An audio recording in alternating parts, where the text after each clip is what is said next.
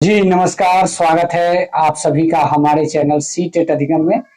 दोस्तों, आज की इस वीडियो में बात करेंगे कि सातवें चरण की नोटिफिकेशन का कार्य जो है अभी तक कहां तक पहुंचा है। जी हाँ, विभाग के इंटरनली कुछ व्यक्तियों के द्वारा हमें यह जानकारी प्राप्त हुई है कि इस बात का जिक्र मैं पहले भी आप लोगों से एक वीडियो में कर चुका था, लेकिन उस समय हमें भी इस बात पे भरोसा नहीं हो रहा था कि विभाग जो है कार्य कर रहा है और उसका प्लान मई का है। ये बात हमें जानकारी नहीं थी, लेकिन अब यह धीरे धीरे हमारी जो संदेह थी अब वास्तविकता में बदलना चालू हो गई है। जी हाँ, हमारे बगल में आप देख सकते हैं एक पोस्ट, जो पोस्ट हमको प्रोवाइड कराया गया था लगभग आज से 10 दिन पहले कि आपका सातवें चरण का नोटिफिकेशन का कार्य जो है विभाग कब से करने के मूड में है। आप देख सकते हैं कि उसमें क्या क्या लिखा हुआ है। तो बात करेंगे आज के वीडियो में यही बात करेंगे सातवें चरण की नोटिफिकेशन कब तक आएगी और इसके लिए हम लोगों को क्या क्या कदम उठाने चाहिए। जी हाँ, तो बढ़ेंगे वीडियो में आगे। इससे पहले आप लोग हमारे चैनल को सब्सक्राइब कर ले और बेल आइकन को प्रेस कर दे। जो भी साथी जो अभी दिसंबर 2021 में पास किए हैं उनसे खास करके रिक्वेस्ट है कि आप प्लीज हमारे चैनल को सब्सक्राइब करें। हम देखते हैं कि आप वीडियो देखते हैं लेकिन चैनल सब्सक्राइब नहीं करते हैं, तो भैया आपको जो पुख्ता जानकारी, पुख्ता अपडेट की जरूरत होगी फिर कैसे मिलेगी। अगर वास्तविकता से कुछ भी आपका पाला है, सरोकार रखते हैं, तो इस चैनल को प्लीज सब्सक्राइब कीजिए। जी हाँ, वीडियो में आगे बढ़ेंगे। सबसे पहले मैं आप लोग को बता देना चाहता हूं कि जो आपका सातवें चरण का विज्ञप्ति है, इसमें दिसंबर 2022 वाले पास अभ्यर्थी भी, जो कहने का मतलब जिनका परीक्षा जनवरी में हुआ उनका रिजल्ट भी आया, ये सारे अभ्यर्थी सातवें चरण की नियोजन प्रक्रिया में भाग लेंगे। मैं इस बात को इसलिए इंपॉर्टेंट रूप से बता रहा हूं क्योंकि कमेंट आता है और ये चीज पूछा जाता है कि सर हम लोग भाग ले सकते हैं कि नहीं। तो आप लोग भैया बिल्कुल आश्वस्त रहिए, आप लोग भाग लेंगे। हाँ, तो हम लोग कहाँ थे? हम लोग थे सातवें चरण की विज्ञप्ति कब तक आने की पुख्ता उम्मीद है। जी हाँ, आज यह बात क्लियर हो चुका है कि अब नोटिफिकेशन चाहे हम अभ्यर्थियों के द्वारा कुछ भी कर लिया जाए, लेकिन अभी नोटिफिकेशन 10 से पहले कुछ नहीं होने वाला है, क्योंकि 10 तारीख के बाद ही विभाग के द्वारा आपका जो कार्य है सातवें चरण नोटिफिकेशन को लेकर जो फाइल आपका तैयार किया गया है, वह फाइल सबसे पहले शिक्षा विभाग के अधिकारियों के पास जाएगी और उनकी स्वीकृति जो है बहुत ही जरूरी है। इस फाइल में शिक्षा विभाग के जो भी अधिकारी है, वरीय अधिकारी जो सरोकार रखते हैं इस बहाली से, उनका सबसे पहले स्वीकृति जरूरी है। तो पहले नंबर फाइल जो है उनके टेबल पे जाएगी, उसके बाद वहां से उठेगी और जाएगी शिक्षा मंत्री जी के टेबल पर। वहां पे शिक्षा मंत्री जी का भी साइन होना जरूरी है। साइन होने के बाद अब जो जाएगा कैबिनेट के लिए जाएगा। जी हाँ, कैबिनेट में जाएगा, कैबिनेट की मंजूरी चाहिए। ये 3 बड़े ऐसे काम हैं, जब तक नहीं होते हैं तब तक आपकी बहाली प्रक्रिया समझिए कि नोटिफिकेशन का कार्य, बहाली प्रक्रिया का तो छोड़िए, नोटिफिकेशन का कार्य नहीं हो सकता। ये आप समझें कि पहले शिक्षा विभाग के अधिकारी का स्वीकृति चाहिए, उसके बाद शिक्षा मंत्री जी का स्वीकृति चाहिए, उसके बाद कैबिनेट की मंजूरी चाहिए। तो इसमें रोड़ा कौन है आपको देखना होगा, क्योंकि शिक्षा मंत्री जी कहते हैं कि अभी छठा खत्म ही नहीं हुआ।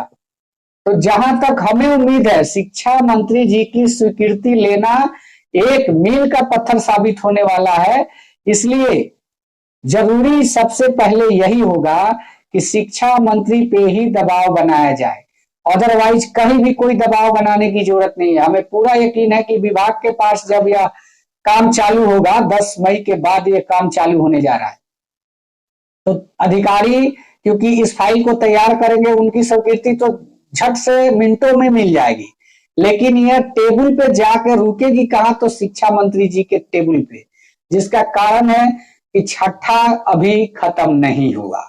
ये जो राग आलाप रहे हैं इससे अलग कुछ नहीं करने वाले, उनके टेबल पे जाके पड़ा रहेगा।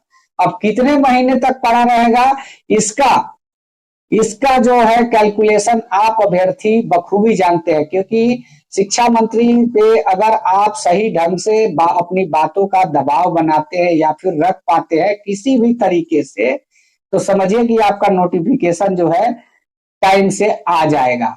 और वो दबाव बनाने का नतीजा होगा कि शिक्षा मंत्री जी की स्वीकृति मिलकर कैबिनेट की तरफ बढ़ेगी ये फाइल, और कैबिनेट में बढ़ेगी तो कैबिनेट में किसके टेबल पे कब है, कहां पे अटका हुआ है, यह चीज का भी पता लगाते रहना होगा।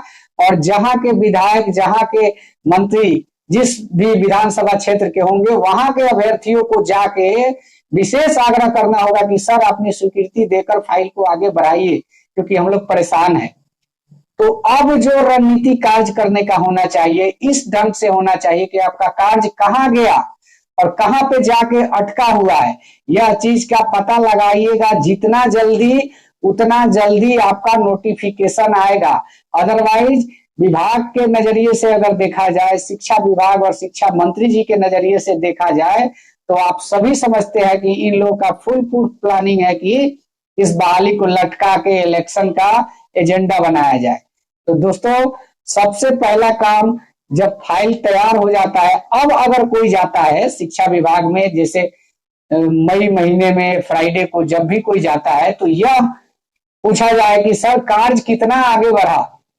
अब यह नहीं पूछना है कि विज्ञप्ति कब देंगे, विज्ञप्ति तो दूर की बात है, इससे पहले का जो कार्य है उसके बारे में पूछा जाए कि सर 7वें चरण की विज्ञप्ति का जो कार्य है उसमें कहां तक बढ़ोतरी हुई है, ये चीज पता करना पहले जरूरी है। आप एक बार जाइएगा, 2 बार जाइएगा, लगातार 3 बार अगर वहीं पे अगर आपको बताया जाता है तो आप पूछिए उनसे कि सर पिछले बार भी आपके द्वारा यही कहा गया था, तो सर प्रक्रिया बढ़ा कहाँ और जल्दी आएगा कैसे सर।